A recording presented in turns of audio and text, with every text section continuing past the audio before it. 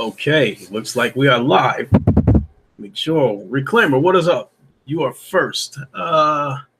Give me a second to tweet this out, and we can get underway. Jamal Adams, uncompetitive. What is up?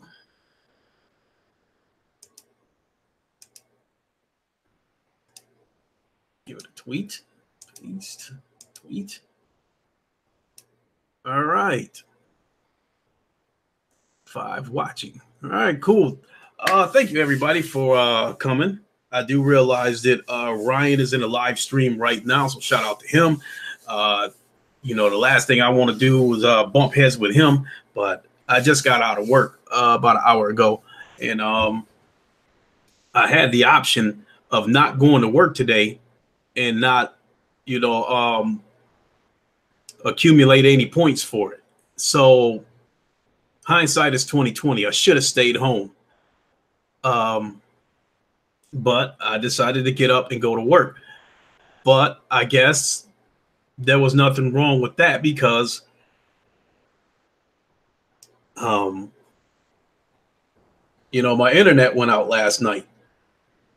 And this shit's gotten old. But, you know, before we get into that, let me go ahead and do the propers. Yo, what's good, everybody? It's your boy Lincoln Clay. You know what time it is. Hit the like button, hit the bell icon. The rest will take care of itself. If you're new to the channel, welcome aboard. And so last night, my internet went out at about, I don't know, 6, 7, 8 p.m. or whatever.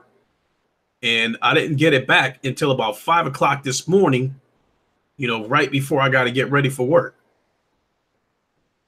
And this shit has gotten old, you know what I mean? Because as I said on Twitter when I posted it earlier, this is like the 6th or 7th time that it's happened in like the last, you know, 5 or 6 days. And each time that it went down, it wasn't for a few minutes. Each time that it went down, it was out for hours.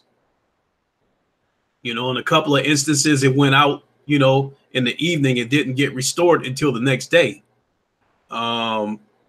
You know, this shit's got me pissed off. It's got me to the point where I'm almost ready to call Comcast, which I don't like them in the first place, and tell them if they don't get their shit together that I might go back to AT&T and just say fuck them and go ahead and pay the early termination fee to get out from under their asses. Because this shit, you know, it seems like it's been a 50-50 split these last 5 or 6 days with my internet connection. It seems like it's spent just as much time being down as it has being up. And this shit is really getting on my nerves. And you know, I'd imagine people who depend on YouTube for a living, their internet goes down. That cripples their asses, you know. So I can only imagine how, you know, I know this shit is going on across the country due to the weather. Well, not across the country, but in this part of the country due to the weather, because the weather is just absolutely awful, you know. You know, I think this morning the temperature was 1 below, but because of the wind chill and shit like that, it feels like 10 below. You know, and shit. I even saw Diver post a picture in our Twitter where it's like 30 below where he's at. You know, at least the wind chill makes it feel that way, which is just crazy. But for the YouTubers that depend on their internet for their livelihood, you know, if they shit went down the way my shit's been going down, that's gotta hurt. So I think it was last week. Maya Dixon, what's up? Last week, I think it was maybe the second time that my internet went down. I had posted it on Twitter because at this point I was like, it had happened like for a second straight day. So a pattern was beginning, and the shit, you know, already was on my nerves. So I posted it on Twitter, and then Porter Rock, you know, posted a response to my tweet and said, "You are now primed for cloud gaming," which I thought was funny, but at the same time it pissed me off because it was funny, but it made me mad because, you know, it was a sarcastic way of saying, you know, that's some bullshit, you know. And You know, so I wasn't mad at him. I was just mad at the situation. Like this, you know, like this is some damn bullshit. So it was funny, but you know, but at the same time, I was frustrated with the goddamn, you know, Comcast. And so then we have, you know, like I said, it had been going on over the last 5 or 6 days. So last night, when my internet went out, it made me think again, you know, that what if I had a streaming device and relied on that for my gaming?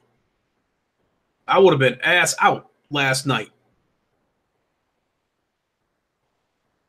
I mean, as it was, my gaming experience could have been hindered a little bit.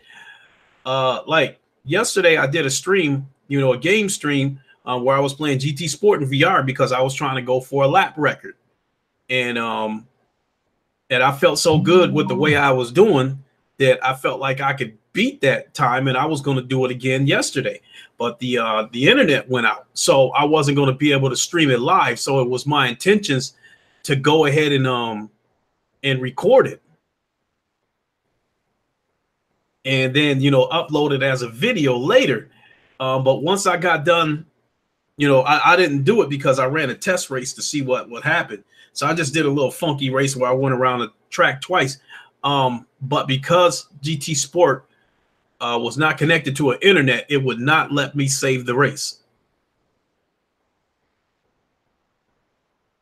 So I lost a feature from not having internet connection. Now you talking about the xCloud, where every aspect of gaming is going to be, you know, dependent on an internet connection. And I just cannot get behind that shit. I realize that, you know, there's going to be other streaming services out there.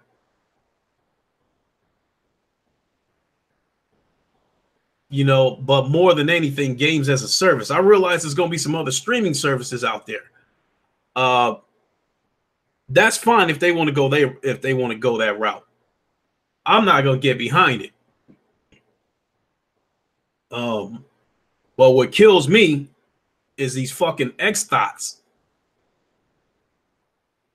that act like, you know, cloud gaming is going to be the next big thing.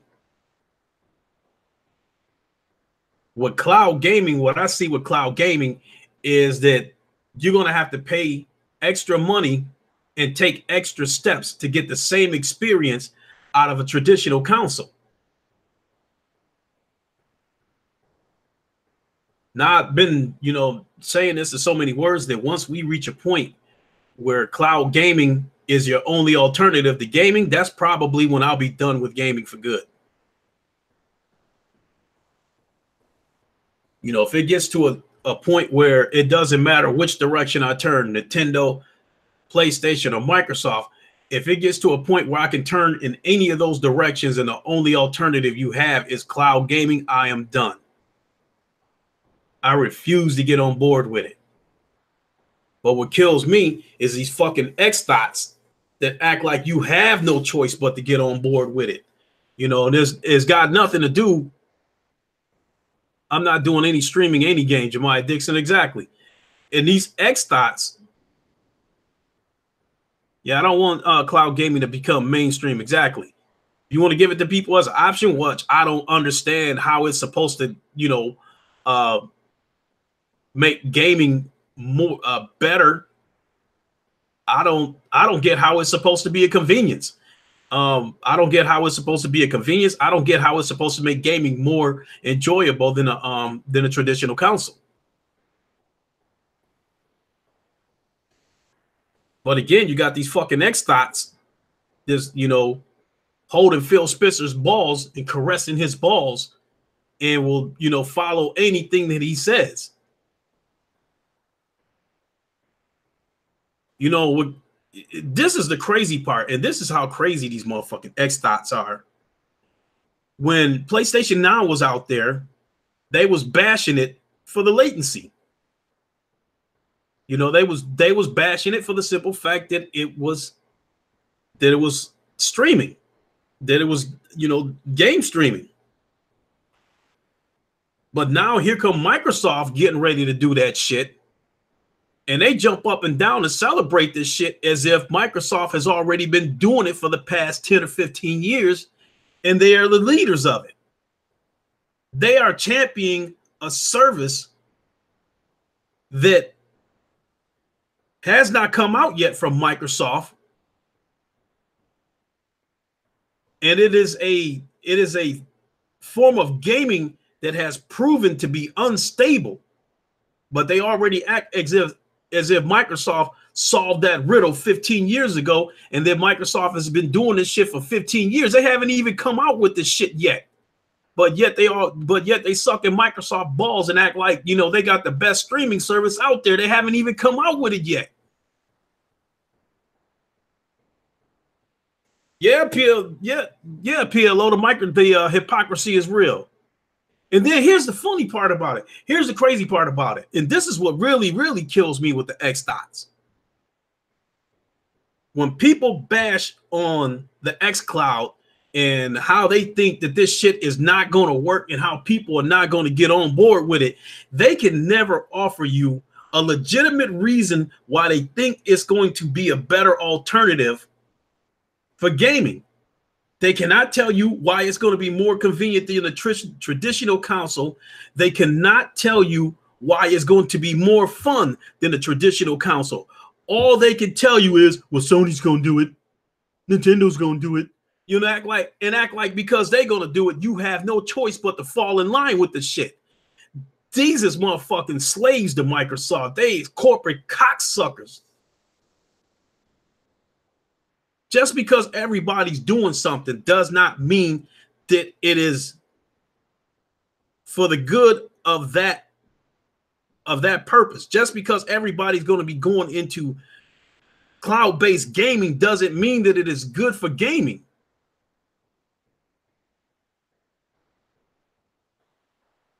Just because a demographic changes doesn't mean that people have to get on board with it. I can give you a prime example. Watches have been analog for God knows how long. Watches have been analog ever since watches have been invented.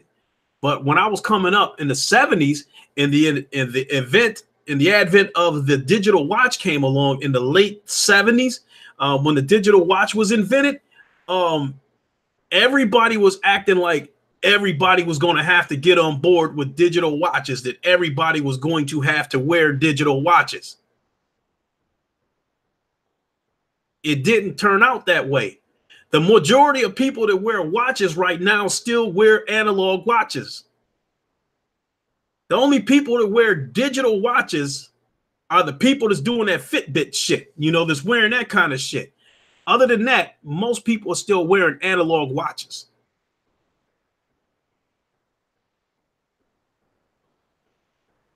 People made the case that Netflix and Hulu was going to be the new way of renting movies. But how many people out there still have a DVD player? There's still a good amount of people using DVD players and Blu-ray players. And if it wasn't a market for that shit, there wouldn't even be 4K players out there right now. So the X-THOTS can get the fuck out of here with that shit talking about, Mr. Way of the future. Again, with the X-THOTS, when you ask them, when you blow it up in their face that this xCloud shit is not going to work, like I said, they can only give you two excuses. Well, Sony's going to do it. Sony's going to do it. Nintendo's going to do it. Or they got to tell you how much money Microsoft made, how they made that $2 billion in that quarter. Microsoft made that money, not the Xbox division.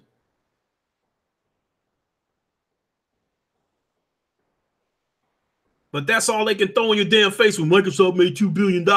That doesn't mean that shit is not going to translate over to cloud gaming.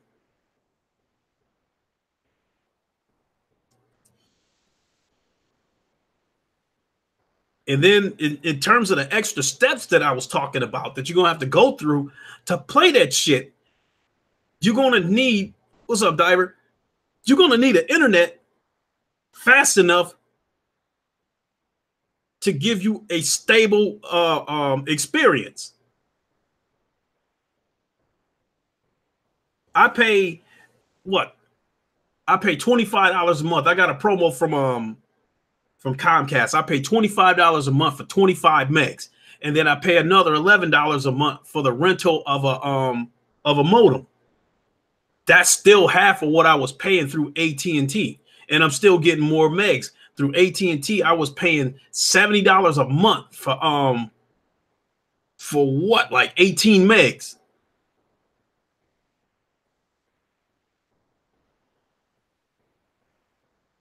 And Patient Fire, it doesn't matter when cloud gaming goes mainstream. It doesn't mean that every single person is going to get on board with it.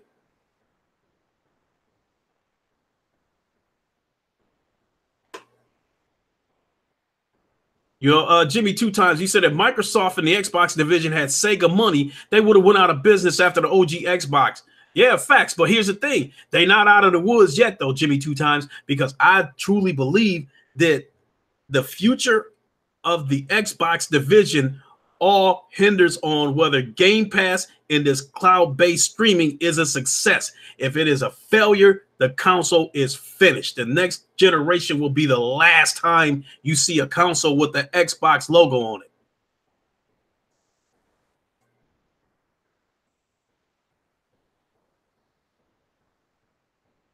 If Game Pass flops and cloud gaming flops, that is when Microsoft will go full-blown third party, and you won't have to read between the lines to see it coming, because then they'll officially make the announcement that they are focusing on third-party games.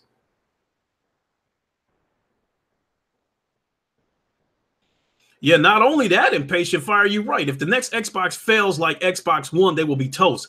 The division will be toast.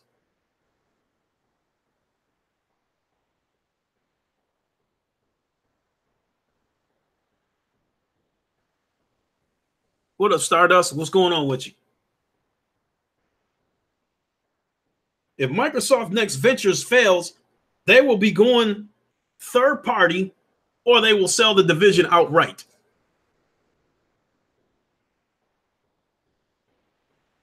This cloud-based gaming and Game Pass, in my opinion, is not something to revolutionize the industry if Microsoft is trying.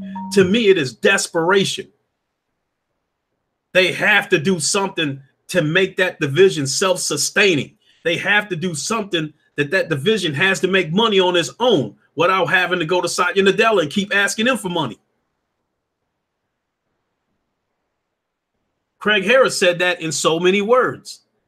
To paraphrase him, they came up with Game Pass because they have to. Nobody's buying their fucking games. Nobody's buying their fucking consoles.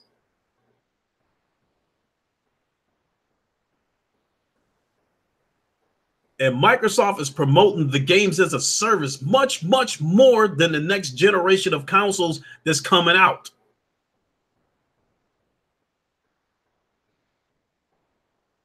They talk about the next Xbox as if it's an option for you if you want to remain playing on a traditional console, but they talking more about the service than the console.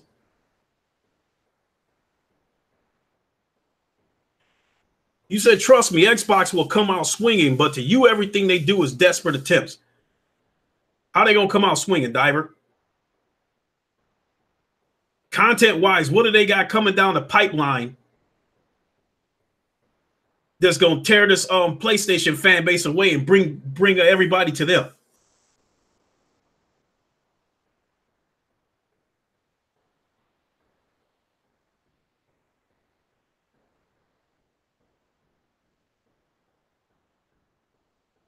I said it before and I said it again. All these bootleg studios that they picked up were all studios that was damn near about to go bankrupt, or they haven't put out shit in a while. And Microsoft caught them in a vulnerable state. So Microsoft bought them at a fire sale price.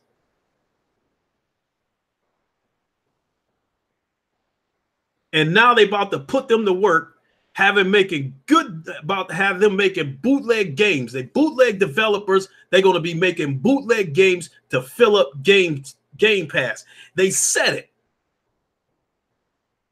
but they put it in a professional manner. They said that people, the AA genre is something that hasn't been experimented that much. It hasn't been explored that much. So we want AA developers to fill that void, to be able to put these games out in a 2-3 year cadence, for our Game Pass lineup. That's coming from Microsoft.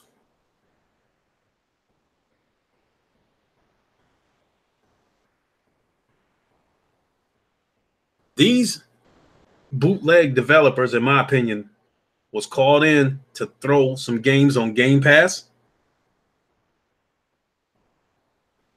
And they're probably going to be put to work to make mobile games, since Microsoft claims that their goal is to reach 2 billion people, which I think is impossible for that to happen on just the console space alone. It's impossible. They couldn't even do it if their target was the console space as well as the PC space. They still wouldn't reach 2 billion. The only chance of that remotely happening was for them to be aggressive in the mobile space. And I think for them to make their mark in the mobile space, they will have to follow the path of everybody else and make free-to-play games and then crack them over the head with microtransactions.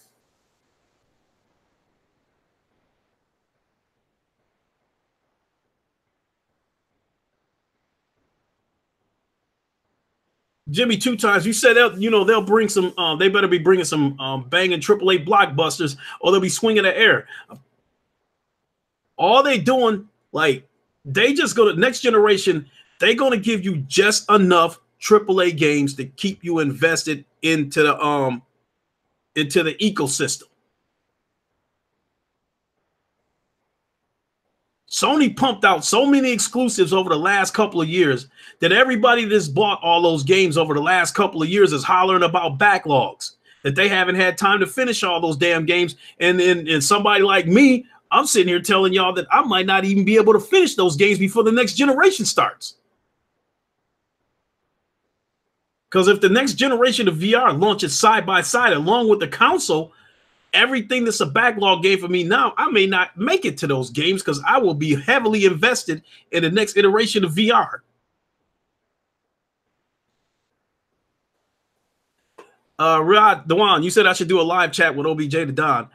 Fact of the matter is, Riyadh, I haven't really done a rant podcast like this in a while because I had, everybody that's been following my channel know I have a high disdain for Microsoft. I have a high disdain for EA, for Activision, Bethesda. But the fun that I've been having playing VR and other compelling exclusives has far outweighed my disdain for those companies that I mentioned. I have been having so much fun playing Creed, playing Firewall, playing Beat Saber, GT Sport, flat screen and VR, MLB The Show, God of War, Spider-Man. The list goes on and on and on. Detroit Become Human. I had so much fun playing all those games that I virtually forgot that is a fucked up entity over there on the other side of the fence.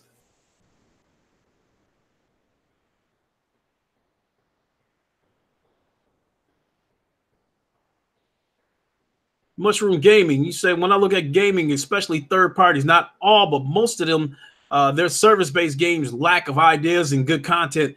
Also, they run bad on every console. Anthem is a good example. All of them following the same goddamn formula too. These third-party developers, they come out with some kind of multiplayer game, which is usually a first-person shooter game, which is the core element of the game, and then microtransaction you to death with accessories and skins. Everybody is following that same damn formula. They're giving you enough of the game that it just barely functions and then want you to pay for a better experience.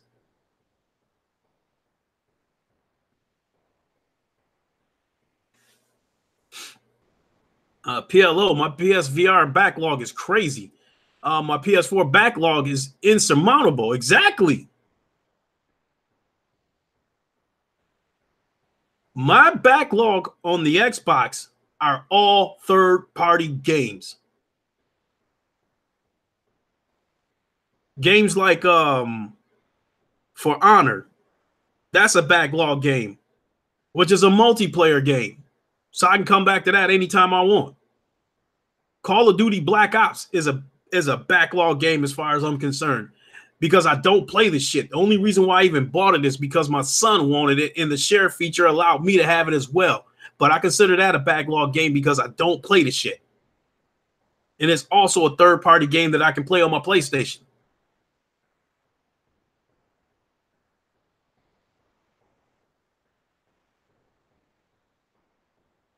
No, you twisted my words, Diver. You said how is paying for cosmetics taking out good experience gameplay? I'm saying that they giving you enough to make the gameplay what it is, but then want you to pay to enhance it. That are my exact words.